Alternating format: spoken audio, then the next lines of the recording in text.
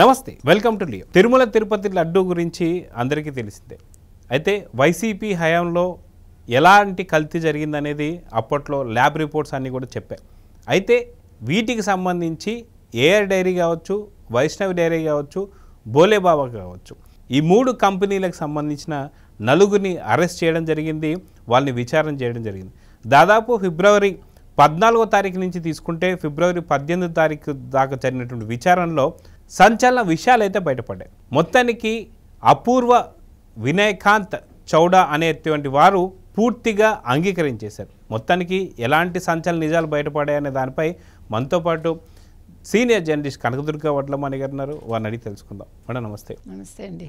తిరుమల తిరుపతి దేవస్థానం సంబంధించిన లడ్డు ప్రసాదాన్ని అందరూ కూడా అదే కలియుగ వైకుంఠ దేవుడైనటువంటి ఒక వెంకటేశ్వర స్వామితో పోల్స్తూ తింటుంటాం మనం.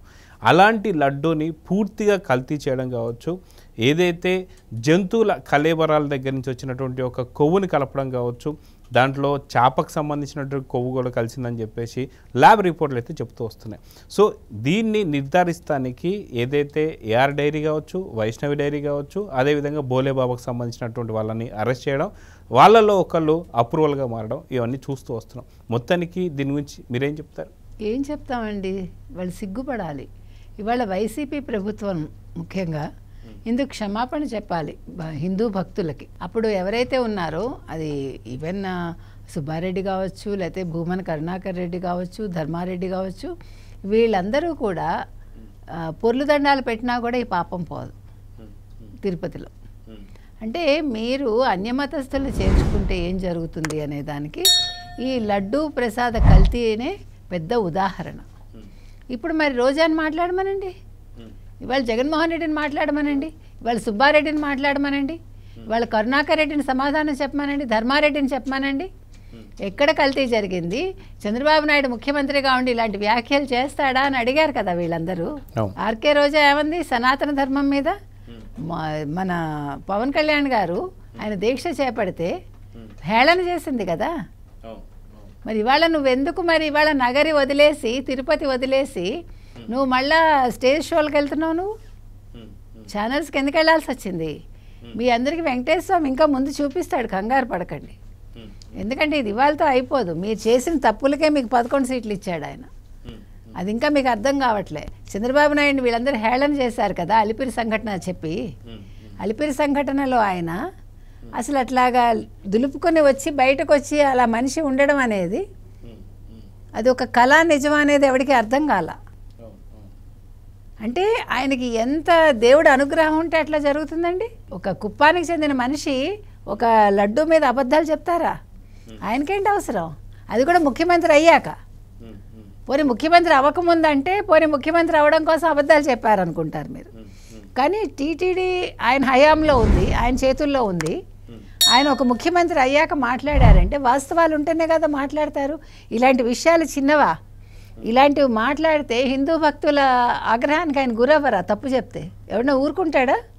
అందుకని ఇవాళ మీరు చెప్పినట్టుగా ఈ ఆర్ఆర్ డైరీ కావచ్చు, లేకపోతే వైష్ణవి డైరీ కావచ్చు, బోలేబాబా కావచ్చు, వీళ్ళందరినీ మొత్తం 5గురిని అరెస్ట్ చేస్తే ఈ వైష్ణవి డైరీకి సంబంధించిన అపూర్వ వినాయంత్ చావడా అనేవాడు, నేను కెమికల్ ఇంజనీరింగ్ చేశాను, మేము కొన్ని కెమికల్స్ కలిపాము అందులో, అది నిజమేను అని ఇవాళ అప్రూవర్గా మారి ఒప్పుకోవడం జరిగింది. ఇది ఎంత అసలు అంటే దీనికి వీళ్ళకి అసలు నిష్కృతి ఉందా?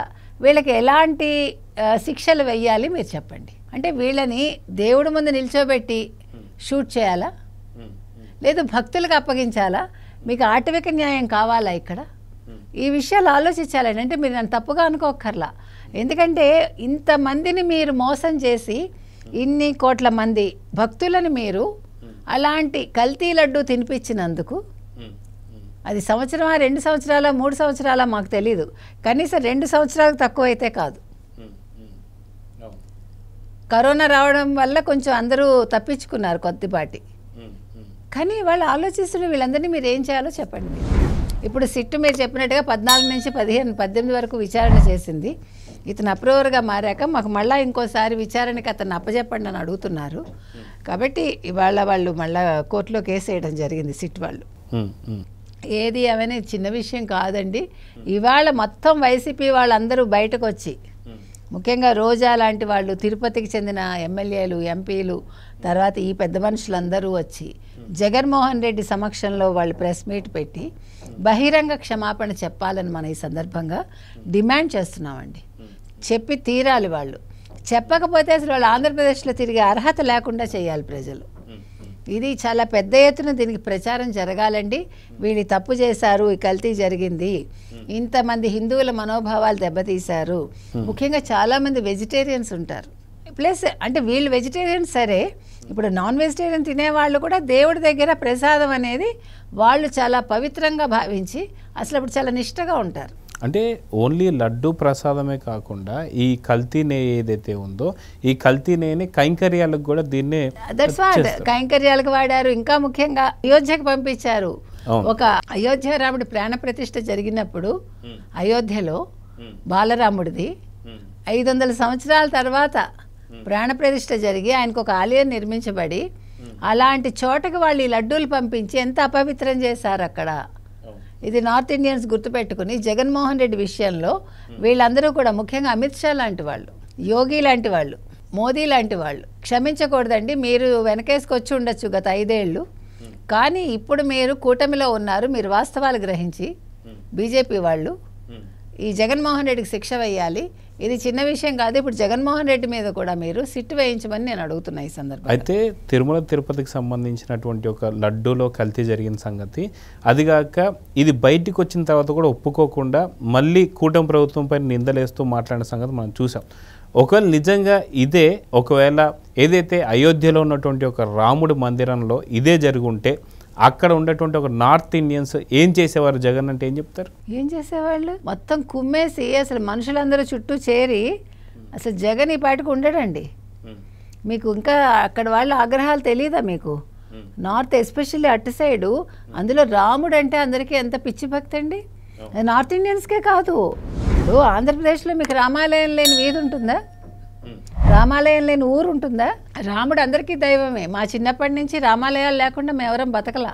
రాముడికి పూజలు చేయకుండా ఎవరు ఉండరు. తెల్లారు లేస్తే రామ పట్టాభిషేకం జరుగుతుంది, రాముడికి పూజలు జరుగుతాయి, రాముడిని ఆరాధ్య దైవంగా కొలుస్తారు, మగవాడిని రాముడితో పోలుస్తారు, భర్త అలా ఉండాలని, భార్య సీతలా ఉండాలనుకుంటారు. ఎవరైనా సరే, అది నార్త్ సౌత్ అనే భేదం లేదు. అంటే ప్రపంచ ఖ్యాతి చెందినటువంటి ఒక ఈ తిరుమల తిరుపతి దేవస్థానంలో ఇలాంటి కల్తీ ఒకవేళ నార్త్లో నుండి ఉంటే మటుకు జగన్ పరిస్థితి ఎలా ఉండేదని? ఇంకా అసలు జగన్ పరిస్థితి ఏముందండి? జగనే ఉండడు అప్పుడు. అయితే తప్పు చేసిందే కాకుండా వాళ్ళ పార్టీ నాయకులు కావచ్చు, రోజా లాంటి వాళ్ళు కావచ్చు, కరుణాకర్ రెడ్డి లాంటి వాళ్ళు కావచ్చు, వీళ్ళందరూ కూడా వాళ్ళకి సంబంధించి అంటే వాళ్ళ పరిమితిని మించి మాట్లాడిన మాటలు మనం చూస్తున్నాం. తప్పు చేసిందే కాకుండా ఇలాంటి మాటలు మాట్లాడుతుంటే ఏపీ ప్రజలు ఏం చేస్తున్నారు అని చెప్పేసి అంటే ఏం చేస్తారు? ఏపీ ప్రజలు అందుకే వాళ్ళని ఇంట్లో కూర్చోబెట్టారండి.